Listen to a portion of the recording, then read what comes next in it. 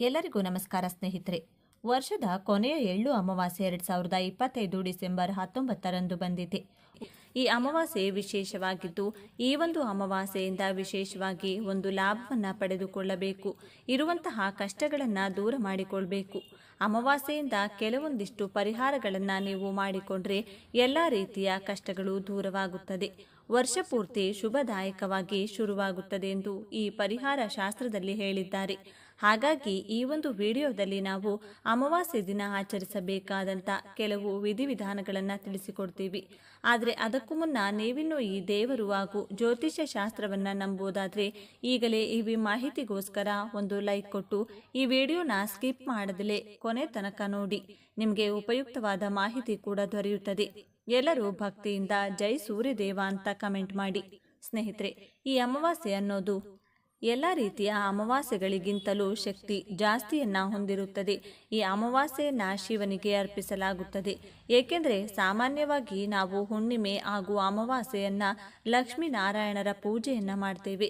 ಆದರೆ ಈ ಒಂದು ಅಮಾವಾಸ್ಯೆಯಂದು ಮಹಾಲಕ್ಷ್ಮಿಯ ಜೊತೆಗೆ ಶಿವನನ್ನ ಪೂಜಿಸಬೇಕು. ಈ ದಿನ ಶಿವನನ್ನ ಯಾರು ಪೂಜಿಸ್ತಾರೋ ಅವರು ಎಲ್ಲ ರೀತಿಯ ಶಾಶ್ವತವಾಗಿ ಪುಣ್ಯ ಫಲವನ್ನ ಪಡೆದುಕೊಳ್ತಾರೆ. ಮನೆಯಲ್ಲಿರುವಂತಹ ಕಷ್ಟದ ಜೀವನದಿಂದ ಇವರ ಜೀವನ ಸುಖ ಸಂತೋಷ ಶಾಶ್ವತವಾಗಿ ನೆಲೆ ಇರುತ್ತದೆ. ಇನ್ನು ಈ ಕಾಳಸರ್ಪ ದೋಷಗಳು, ರಾಹುಕೇತು ದೋಷ ಹಾಗೂ ಪಿತೃದೋಷಗಳಿಂದ ಮುಕ್ತಿಯನ್ನ ಪಡೆದುಕೊಳ್ತಾರೆ. ಈ ಒಂದು ದಿನದಂದು ನಾವು ಯಾವ ಪರಿಹಾರಗಳನ್ನು ಮಾಡಿಕೊಂಡ್ರೆ ವರ್ಷ ಪೂರ್ತಿ ನಮಗೆ ಶುಭದಾಯಕವಾಗಿ ಪ್ರಾರಂಭವಾಗುತ್ತದೆ ಎಂದು ನೋಡೋಣ ಬನ್ನಿ. ಈ ಗೃಹಿಣಿಯರು ಸೂರ್ಯೋದಯಕ್ಕೂ ಮುಂಚೆನೇ ಎದ್ದು ಮನೆಯನ್ನ ಶುಭ್ರಪಡಿಸಿಕೊಂಡು ತಲೆ ಸ್ನಾನವನ್ನ ಮಾಡಿಕೊಂಡು ಶಿವನ ಪೂಜೆಯನ್ನ ಮಾಡಿಕೊಳ್ಬೇಕಾಗುತ್ತೆ. ಈ ದಿನ ಮಾಡುವಂತಹ ಪೂಜೆಯಿಂದ ಕೋಟಿ ಜನ್ಮಗಳ ಪುಣ್ಯ ಫಲವನ್ನ ಪಡೆದುಕೊಳ್ತೀರಾ. ಅಷ್ಟೇ ಅಲ್ಲದೆ ಪೂಜೆಯೆಲ್ಲ ಮುಗಿದ ನಂತರ ಈ ದೇವರ ಮನೆಯ ಮುಂದೆ ಕುಳಿತುಕೊಂಡು ಭಕ್ತಿಯಿಂದ 108 ಸಲ ಓಂ ನಮಃ ಶಿವಾಯ ಎಂಬ ಮಂತ್ರವನ್ನ ಜಪಿಸಬೇಕು. ಈ ಒಂದು ಮಂತ್ರಕ್ಕೆ ಅಪಾರವಾದ ಶಕ್ತಿ ಇದೆ. ಈ ಅಮಾವಾಸ್ಯೆಯಂದು ಯಾರು ಈ ಮಂತ್ರವನ್ನು 108 ಸಲ ಜಪ ಮಾಡ್ತಾರೋ ಅವರಿಗೆ ಅಪಾರವಾದಂತಹ ಧನ ಸಂಪತ್ತು ಪ್ರಾಪ್ತಿಯಾಗುತ್ತದೆ. ಈ ಒಂದು ಸಂದರ್ಭದಲ್ಲಿ ನಿಮ್ಮ ಆಸೆ ಆಕಾಂಕ್ಷೆ ಈಡೇರುತ್ತದೆ. ಈ ಅಮಾವಾಸ್ಯೆಯ ದಿನದಂದು ಯಾವ ಸಮಯದಲ್ಲಾದರೂ ಸರಿ ನೀವು ದೇವಸ್ಥಾನಗಳಿಗೆ ತೆರಳಿ ಪೂಜೆಯನ್ನ ಸಲ್ಲಿಸಿ ದೇವಾಲಯದ ನೀವು ಒಂದು ಆಶೀರ್ವಾದವನ್ನ ಪಡೆದುಕೊಂಡು ಬಂದರೆ ಖಂಡಿತವಾಗಿಯೂ ನಿಮಗೆ ಧನ ಸಂಪತ್ತಿನ ಹೊಳೆ ಹರಿಯುತ್ತದೆ ಎಂದು ಹೇಳಬಹುದು. ದೇವಾನುದೇವತೆಗಳ ಅನುಗ್ರಹ ಪ್ರಾಪ್ತಿಯಾಗುತ್ತದೆ. ಇದು ಅಮಾವಾಸ್ಯೆ ದಿನಗಳಲ್ಲಿ ಭೂಮಿಯ ಮೇಲೆ ಹೆಚ್ಚಿನದಾಗಿ ಅನೇಕ ಶಕ್ತಿಗಳು, ದುಷ್ಟಶಕ್ತಿಗಳು, ನಮ್ಮ ಪೂರ್ವಿಕರ ಆತ್ಮಗಳು, ನಮ್ಮ ಪಿತೃದೇವತೆಗಳ ಸಂಚಾರ ಮಾಡ್ತಾರೆ. ಈ ದುಷ್ಟಶಕ್ತಿಗಳು ನಮ್ಮ ಮನೆಯಲ್ಲಿ ಏನಾದರೂ ಪ್ರವೇಶ ಮಾಡಿದರೆ ನಮ್ಮ ಜೀವನವೇ ಅಲ್ಲೋಲ ಕಲ್ಲೋಲವಾಗುತ್ತೆ. ಹಾಗಾಗಿ ಅಮಾವಾಸ್ಯೆ ದಿನ 10 ಗಂಟೆಯ ನಂತರ ನೀರಿನಲ್ಲಿ ಸ್ವಲ್ಪ ಕಲ್ಲುಪ್ಪನ್ನು ಬೆರೆಸಿ ಅದನ್ನು ಮನೆಯಲ್ಲಿಯೂ ಕೂಡ ಚಿಮುಕಿಸಿಕೊಳ್ಳಬೇಕು. ಹಾಗೆ ಮನೆಯನ್ನೆಲ್ಲ ಪ್ರೋಕ್ಷಣೆ ಮಾಡಿಕೊಳ್ಳಿ. ಹಾಗೆ ಸ್ವಲ್ಪ ತಲೆಯ ಮೇಲೆ ಚಿಮುಕಿಸಿಕೊಂಡು ಉಳಿದ ನೀರನ್ನು ಈ ಹೊಸಿಲಿನ ಮುಂದೆ ಚೆಲ್ಲಬೇಕಾಗುತ್ತೆ. ರಾತ್ರಿ ಮಲಗುವ ಮುಂಚೆ ಮನೆಯ ಮುಖ್ಯದ್ವಾರ ಹಾಗೂ ಕಿಟಕಿಗಳ ಪಕ್ಕದಲ್ಲಿ ಚೂರು ಕಲ್ಲುಪ್ಪನ್ನು ಹಾಕಿ ನಿದ್ದೆ ಮಾಡಬೇಕು. ಮಾರನೇ ದಿನ ಅಮಾವಾಸ್ಯೆ ಮುಗಿದ ನಂತರ ಮತ್ತೆ ಆ ಉಪ್ಪನ್ನೆಲ್ಲ ತೆಗೆದು ಹೊರಗಡೆ ಬಿಸಾಕಿ ಮನೆಯನ್ನೆಲ್ಲ ಕೂಡ ಒರೆಸಿಕೊಳ್ಬೇಕು.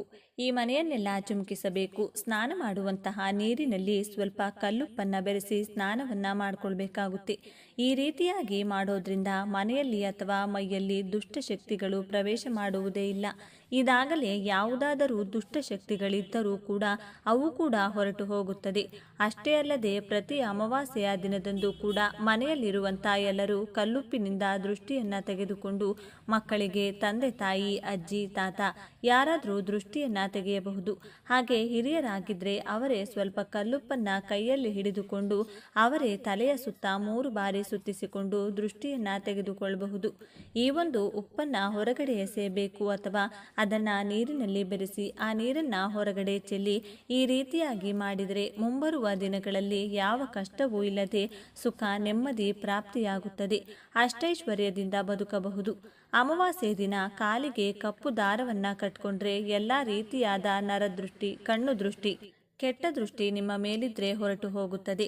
ತಪ್ಪದೆ ಸಂಜೆ ಹೊಸ್ತಿಲಿನ ಮುಂದೆ 2 ದೀಪಗಳನ್ನು ಹಚ್ಚಿ ಈ ರೀತಿ ಮಾಡುವ ಮೂಲಕ ನಮ್ಮ ಎಲ್ಲ ಕಷ್ಟಗಳು ಆ ಪರಮೇಶ್ವರ ದೂರ ಮಾಡುತ್ತಾರೆ. ಈ ಸ್ವಸ್ತಿಕ್ ಚಿಹ್ನೆಯಲ್ಲಿ ಮುಕ್ಕೋಟಿ ದೇವತೆಗಳು ವಾಸಿಸುತ್ತಾರೆಂದು ಹೇಳ್ತಾರೆ. ಹಾಗಾಗಿ ನಮ್ಮ ಮನೆಯ ಈ ಸಿಂಹದ್ವಾರದ ಮೇಲೆ ಸ್ವಸ್ತಿಕ್ ಚಿತ್ರವನ್ನ ಅರಿಶಿನದಿಂದ ಬಿಡಿಸಬೇಕು. ಮಧ್ಯದಲ್ಲೊಂದು ಕುಂಕುಮದ ಬೊಟ್ಟನ್ನ ಇಡಿ.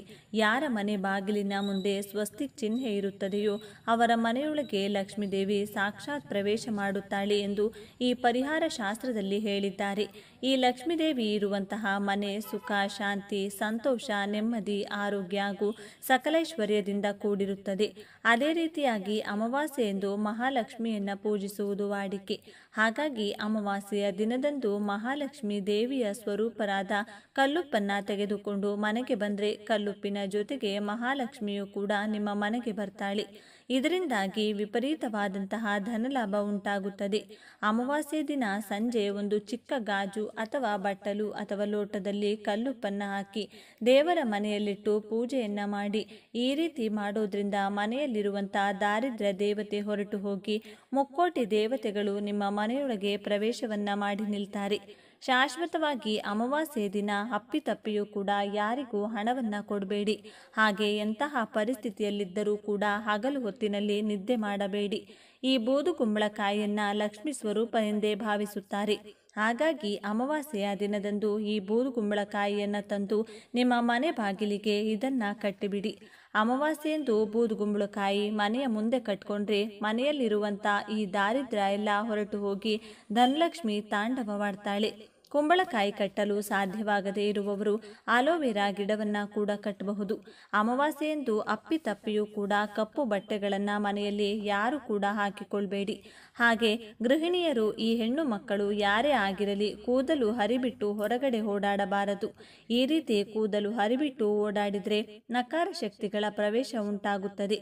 ಇದರಿಂದ ಯಾರು ಕೂಡ ಅಮಾವಾಸ್ಯೆಯ ದಿನ ಕೂದಲನ್ನ ಹರಿಬಿಟ್ಕೊಂಡು ಓಡಾಡಬಾರದು ಎಂದು ಈ ಪರಿಹಾರ ಶಾಸ್ತ್ರದಲ್ಲಿ ತಿಳಿಸಿಕೊಟ್ಟಿದ್ದಾರೆ.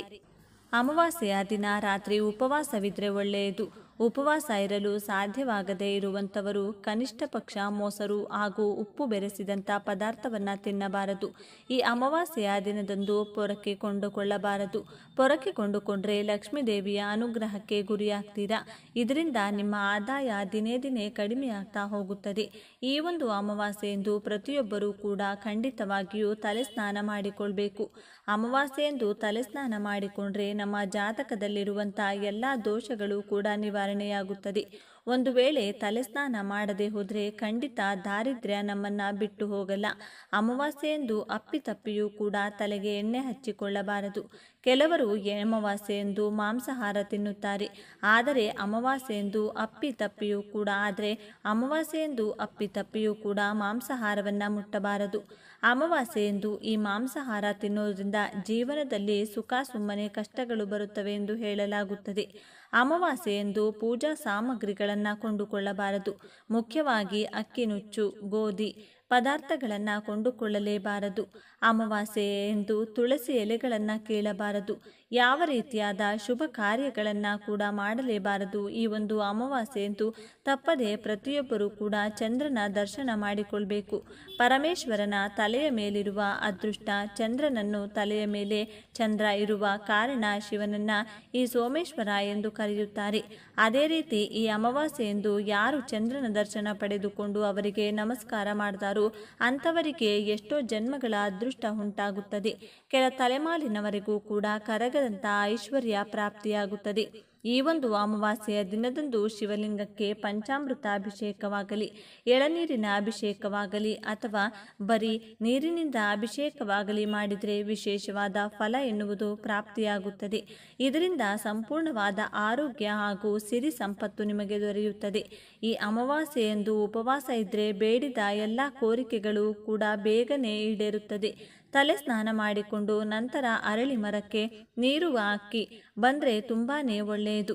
ಈ ರೀತಿ ಮಾಡಿದರೆ ಪಿತೃದೋಷ ನಿವಾರಣೆಯಾಗುತ್ತದೆ. ಯಾರ ಜಾತಕದಲ್ಲಿ ಪಿತೃದೋಷ ಇರುತ್ತದೋ ಅಂಥವರು ಅನೇಕ ರೀತಿಯಾದಂಥ ಕಷ್ಟಗಳನ್ನು ಅನುಭವಿಸ್ತಾ ಇರುತ್ತಾರೆ. ಈ ಜಾತಕದಲ್ಲಿ ಪಿತೃದೋಷ ಇರುವವರು ಅಮಾವಾಸ್ಯೆಯ ದಿನದಂದು ಬೆಳಿಗ್ಗೆ ಬೇಗ ಎದ್ದು ತಲೆ ಸ್ನಾನ ಮಾಡಿಕೊಂಡು ಅರಳಿ ಮರದ ಮುಂದೆ ಒಂದು ದೀಪವನ್ನು ನೀವು ಹಚ್ಚಿ ಈ ಮರದ ಮುಂದೆ ಕುಳಿತುಕೊಂಡು ಕೈಯಲ್ಲಿ ಸ್ವಲ್ಪ ಕಲ್ಲುಪ್ಪು ಎಳ್ಳನ್ನು ಹಿಡಿದುಕೊಂಡು ನೀರಿಗೆ ಹಾಕುತ್ತಾ 3 ಬಾರಿ ಈ ಎಳ್ಳನ್ನು ಮರಕ್ಕೆ ಸಮರ್ಪಿಸಬೇಕು. ಬಳಿಕ ಮರದ ಸುತ್ತಲೂ 7 ಪ್ರದಕ್ಷಿಣೆಯನ್ನು ಹಾಕಿ ಬನ್ನಿ. ಈ ರೀತಿಯಾಗಿ ನಮಸ್ಕಾರ ಮಾಡಿಕೊಂಡು ಬಂದರೆ ಪಿತೃದೋಷಗಳ ಜೊತೆಗೆ ಎಲ್ಲ ರೀತಿಯ ದೋಷಗಳು ಕೂಡ ಹೊರಟು ಹೋಗುತ್ತದೆ. ಅಮಾವಾಸ್ಯೆಯಂದು ಅರಳಿ ಮರದಲ್ಲಿ ನಿಮ್ಮ ಪೂರ್ವಿಕರು ವಾಸಿಸುತ್ತಾರೆ ಎಂದು ನಮ್ಮ ಶಾಸ್ತ್ರಗಳು ಹೇಳುತ್ತವೆ. ಹಾಗಾಗಿ ಈ ಒಂದು ರೀತಿ ಅರಳಿ ಮರಕ್ಕೆ ಸಮರ್ಪಿಸಿ ಪೂಜೆ ಮಾಡಿ ಪ್ರದಕ್ಷಿಣೆ ಹಾಕಿರುವುದರಿಂದ ಮುಕ್ಕೋಟಿ ದೇವತೆಗಳ ಕೃಪಾ ಕಟಾಕ್ಷ ಆಶೀರ್ವಾದ ಜೊತೆಗೆ ಈ ಪೂರ್ವಿಕರ ಆಶೀರ್ವಾದ ಕೂಡ ನಿಮಗೆ ಸಿಗುತ್ತದೆ. ನಿಮ್ಮ ಫ್ರೆಂಡ್ಸ್ಗಳಿಗೆ, ರಿಲೇಟಿವ್ಸ್ಗೆ ಎಲ್ಲರಿಗೂ ಕೂಡ ಶೇರ್ ಮಾಡಿ. ಆದಷ್ಟು ಈ ಮನೆಯಲ್ಲಿರುವಂಥ ಈ ಅದೃಷ್ಟವಾದಂಥ ಈ ವಸ್ತುಗಳನ್ನು ಉಪಯೋಗಿಸ್ಕೊಂಡು ನೀವು ಈ ಸರಳವಾದ ವಿಧಿವಿಧಾನಗಳನ್ನು ಸರಿಯಾದ ಸಮಯದಲ್ಲಿ ನಂಬಿಕೆ ಅನ್ನೋದು ನಿಮಗೆ ಮುಖ್ಯವಾಗುತ್ತದೆ. ಇಲ್ಲಿ ನಂಬಿಕೆಗಿಂತ ಮಾಡಿಕೊಂಡಿದ್ದೇ ಆಗಿದ್ದಲ್ಲಿ ನಿಮ್ಮ ಜೀವನದಲ್ಲಿ ಇರುವಂತಹ ಈ ನಕಾರಾತ್ಮಕತೆ ಅನ್ನೋದು ಶಾಶ್ವತವಾಗಿ ತೊಲಗಿ ಹೋಗಿ ನಿಮ್ಮ ಜೀವನದಲ್ಲಿ ಮತ್ತು ನಿಮ್ಮ ಮನೆಯಲ್ಲಿ ಶಾಶ್ವತವಾಗಿ ಅದೃಷ್ಟ ಲಕ್ಷ್ಮಿ ಶಾಶ್ವತವಾಗಿ ಮನೆಯಲ್ಲಿ ನೆರೆಯಿರುತ್ತಾಳೆ. ಹರಿನಾರಾಯಣ ಎಲ್ಲರಿಗೂ ಒಳ್ಳೆಯದನ್ನು ಮಾಡಲಿ. ಧನ್ಯವಾದಗಳು.